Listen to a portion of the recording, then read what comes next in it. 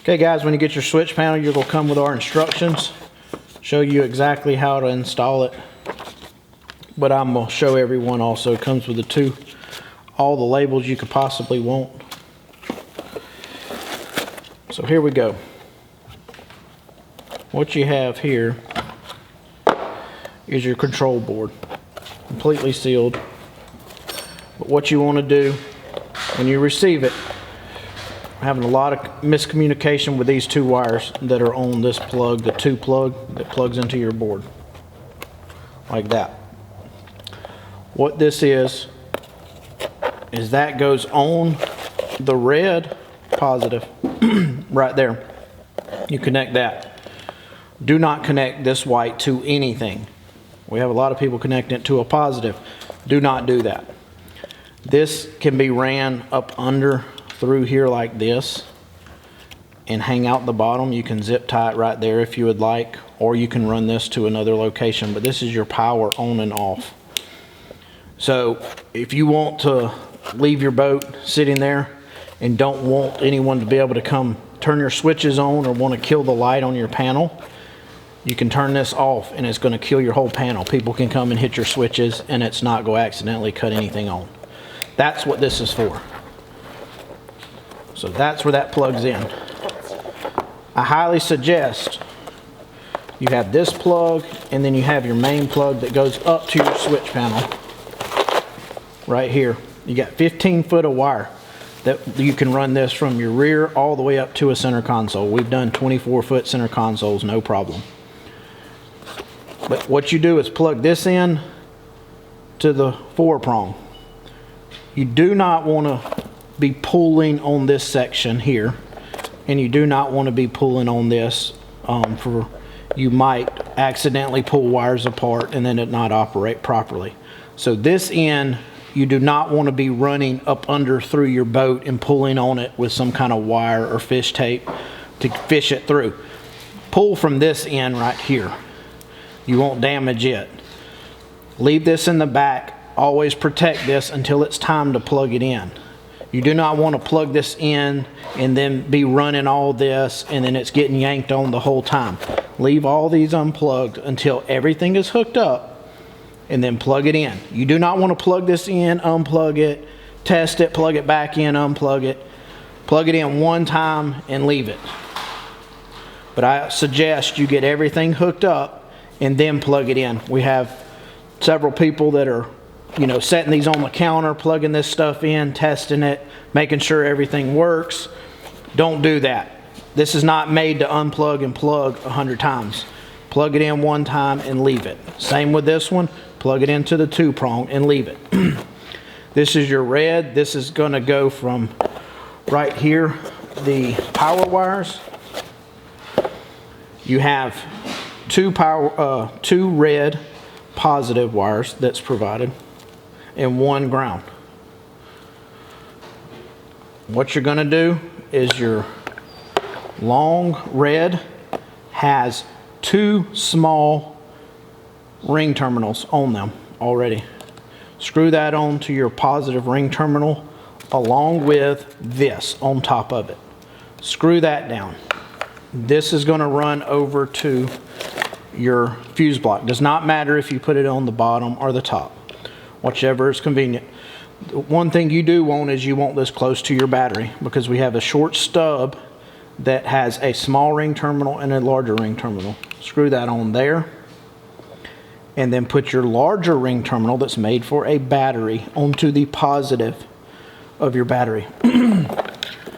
The ground ring terminal also has a small and a large ring terminal on it. Put the small ring terminal on your board.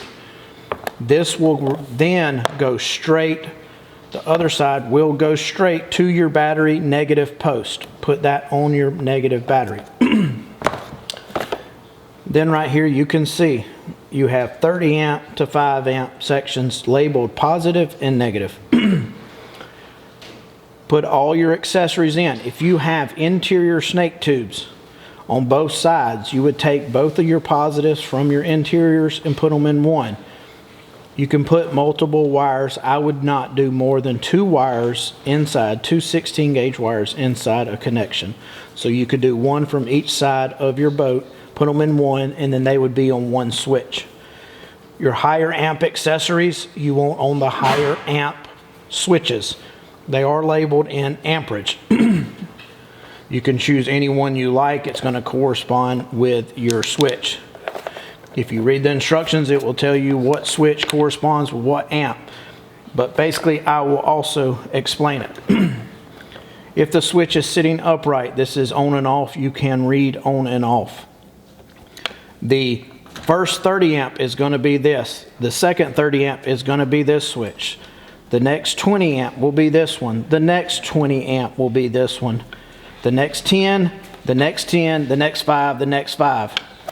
You do not have to plug this in on your table and test it and figure everything out. We have told everything you need to know. If you have any questions, do not hook it up. Give us a call. We will be glad to help you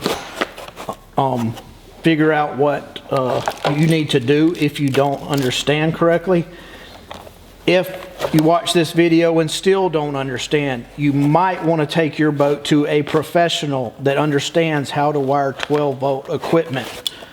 But this is our new switch system. It has some upgrades in it that you've seen in the video. If you have any questions, give us a call. We'd be glad to help you. Okay guys, we got our ultimate switch panel installed here on this 23-foot Bay Express. Real simple. We ran it underneath back to the battery. We got this is our switch panel up here. Got a new thing. This is our new updated switch panel. You can use a plate behind this that mounts this flush if you want, or you can mount it in from behind. We use the plate that's provided to mount this flush. One real cool option we upgraded this to, you have your push button, you can cut it on and it stays on like that. Your driving light, your outside lights. We changed our interiors to a different mode that's provided. We now have a strobe mode, and then you can see on the other ones we have a momentary. You hold it down, stays on. Hold it down. This is going to be used if you have a horn. Hold it down, off. Strobes, kind of for whatever you want, and you can set each individual switch to where one's momentary and one is on and off with the flick of the switch. That's a new thing. The way you do that is you're going to hold this down for 1 second, push the button that you want, and let go. Now when we cut it on, they're staying on solid. If we want it momentary, we hold it again and cycle through, hold that till it flashes, and then now it's momentary. The more I hold it on, you can push it like that. We do not suggest you use this to play around, constantly changing modes, this and that. This is made to set it and leave it. If you have a horn, set it to the horn. Don't be changing lights. Oh, I want them to strobe now. Oh, I want them to be solid. Oh, I want them momentary, and you're constantly changing the program. It's not designed for that. This is designed to set it to how each individual light should be used. And then once you set it, all you do is just use normal operation on the switches where you're pushing them. So once you get it set up, don't be changing the modes constantly or you're going to mess up your computer board. It is not designed for that. So now we should be back to strobe.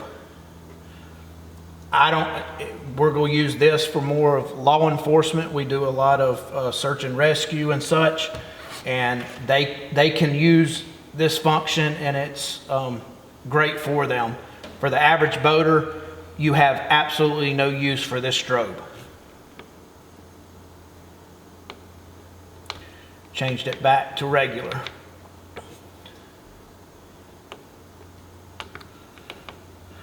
Now those are on strobe.